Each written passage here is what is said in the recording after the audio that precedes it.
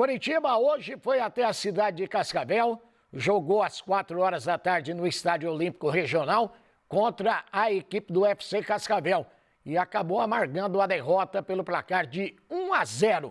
Vamos ver como foi. Olá, Osmar Antônio. Mesmo trazendo seu grupo principal para a cidade de Cascavel, o Coritiba fez uma péssima partida e perdeu por 1-0 para o Cascavel na tarde deste domingo no Estádio Olímpico Regional. O treinador havia dito que gostaria de ver em ação os principais jogadores num cenário mais complicado também, de forte calor. Tivemos uma temperatura perto dos 30 graus, um gramado irregular e até a volta para Curitiba logo depois do jogo de ônibus seria uma preparação para esse grupo de jogadores pensando em logísticas mais complicadas lá para frente, por exemplo, na Série B do Brasileirão. Mas o Mozart, claro, não esperava um desempenho tão fraco, especialmente no ataque da equipe do Coritiba, que pouquíssimas chances criou, e aí numa falha defensiva no começo da segunda etapa ainda permitiu que o adversário marcasse o gol que seria o da sua vitória. Trazendo o grupo principal, o Mozart mexeu na escalação. Foram 5 alterações em relação à vitória sobre o São Joséense. 3 reforços que foram contratados e entraram no decorrer da última partida começaram jogando até para irem ganhando mais ritmo. Foram os casos do Rafinha na lateral direita, do Giovani no meio de campo e também do Everaldo no ataque. Além disso, o Bianchi entrou ali no setor de meio de campo para se adiantar, inclusive às vezes formar uma dupla de frente com o Brumado. E na zaga, uma mudança forçada, o Thalisson entrando no lugar do Maicon, que teve uma séria lesão muscular, vai ficar algumas semanas em tratamento. Primeiro tempo mais equilibrado, o Cascavel tentando alguns chutes de fora da área especialmente, e o Coritiba teve a grande oportunidade. Numa jogada do Lucas Ronier, pelo lado direito, vem um cruzamento nas costas da zaga. O Júnior Brumado tinha sido o grande destaque contra o São Joséense, com um gol e 2 assistências, apareceu ali cara a cara com o goleiro adversário, mas acabou errando. O cabeceio mandou para fora, perdeu uma oportunidade claríssima.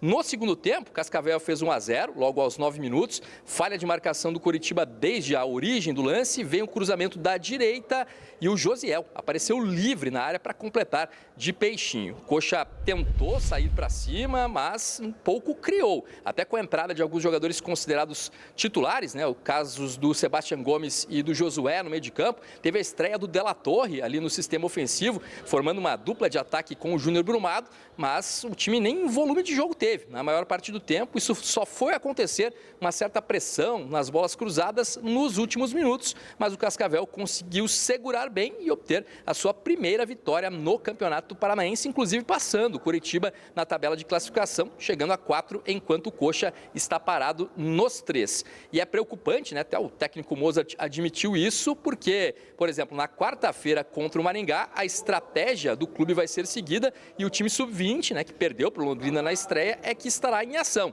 Coritiba não é considerado nem de longe o favorito para enfrentar o Maringá.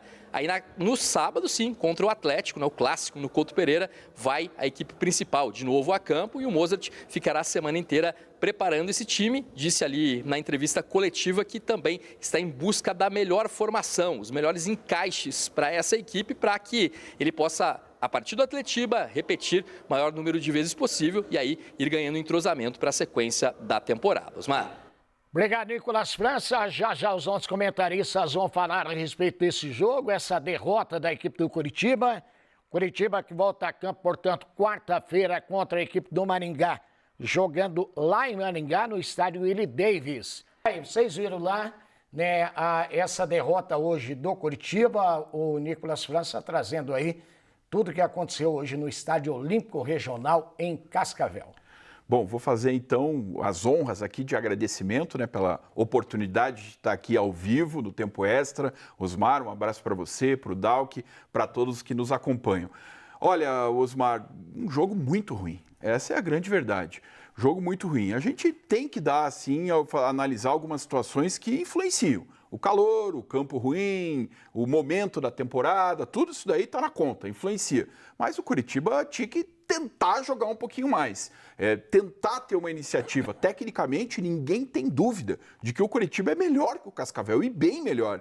Eu acompanhei o jogo quarta-feira, Cascavel e Londrina. Tudo bem que o time do Cascavel jogou melhor, até do que na quarta-feira. Mas é um time com muitas limitações e o Coritiba não conseguiu superar, parece que não fez questão nenhuma. Tá calor mesmo, vamos ficar tocando aqui atrás, ver o que acontece. E não teve uma iniciativa de jogo que poderia dar ali chances de perigo. Teve duas chances de gol no primeiro tempo, uma clara, na minha visão, o melhor jogador do Coritiba para variar, o Lucas Ronier, no primeiro tempo, em 2, 3 vezes que a bola caiu no pé dele, ele conseguiu construir alguma coisa, o Brumado perdeu um gol feito ali de cabeça, inacreditável, ele que tinha sido grande destaque da primeira rodada, a gente está vendo um lance ali de caneta do Ronier. E teve um outro cruzamento também que o Bruno Melo cabeceou, o goleiro fez uma defesa fácil. Fora isso, não fez mais nada. É inacreditável o segundo tempo. O próprio Mozart reconheceu na coletiva. O segundo tempo inteiro, a primeira finalização do Coxa foi do Brumado aos 40 do segundo tempo e ela passou assim 3 traves longe do gol. Se tivesse mais 2 traves, ela ainda não entrava no gol. E me incomodou muito porque o Coritiba mudou um pouco a forma de jogar hoje, né, por conta do cansaço e tudo mais, início de temporada, fazendo testes, né? Só que hoje utilizou um esquema com 3 volantes e que, cara, chegou um momento que o Coritiba não conseguia sair de trás, ficava tocando Rafinha, Thalisson, Bruno Melo, Jamerson, Bruno Melo, Thalisson, Rafinha. Que o Vini Paulista, que entre aspas seria o cara o mais criativo desse meio de campo, estava voltando entre os zagueiros para fazer a saída de jogo, coisa que o Giovani não conseguia fazer. E esse meio de campo assim totalmente físico, com o Giovani estreando como titular, com o Bianchi e o Vini, ele parece que deixou o Vini muito inibido. Completamente. Os bons momentos dele na Série B é quando ele se soltava mais, ele arrancava. O jogo contra o São Joséense mesmo foi muito bem nisso. Exatamente. E 2 jogadores muito técnicos, né? Eu entendo o momento da temporada e até concordo com um determinado rodízio. Mas 2 jogadores muito técnicos como o Seba e Josué, eles fazem muita falta para ter mais bola no pé mesmo e tentar organizar o jogo. O Mozart falou uma coisa na coletiva que eu acho que o ajudou a resumir. Eu precisava ver determinados jogadores juntos. E para mim ele estava falando do meio de campo. Desses 3 aí juntos, acho que não deu certo. Não foi aprovado. E não vai dar. Não vai dar, Ou seja, então, pelo que vocês estão falando, a torcida não tem muita esperança com esse meio campo aí, principalmente pro Campeonato Brasileiro. É que hoje existe um problema também que o Coritiba tem apenas o Josué como meia de armação. Apenas. Então não tem como hoje o Josué ficar cansado de se machucar, que não tem outro, que tem já com 3 volantes. Né? Eu acho inimaginável, pela carreira do Mozart, o Coritiba jogar com 3 volantes por uma boa parte da temporada. Né? Só que, nesse momento, só existe Josué para essa função de camisa 10. E precisa de mais. Tanto que eu até cobrei que ele entrasse hoje, mas entrou e não jogou nada. O Coritiba não jogou nada no segundo tempo, como o Robson bem falou, Osmar. Só que não dá para você depender apenas do Josué. Que é um cara já veterano, que é um cara que não está acostumado a jogar num campeonato estadual com gramado que a bola praticamente vai quicando. Não tem como você depender só dele. O João Vitor, lá de Araucária, está dizendo aqui que já é hora de ligar o sinal de alerta ou não? Ou é muito cedo ainda? Muito cedo. Segundo jogo desse time titular, né? E tem todo um planejamento que, pelo que o Mozart falou, não vai ser desfeito por conta de resultado. Isso é importante. Na quarta-feira é time sub-20, ele chamou na coletiva de time B. Nem o Mozart vai para Maringá. Vai ser, como foi na primeira rodada, uma equipe dirigida pelo Moisés Moura, técnico do Sub-20, que talvez tenha uma ou outra peça ali do elenco de cima para dar uma encorpada. O cara que não jogou ainda, o exemplo assim que eu vejo é o lateral direito, o Johnny.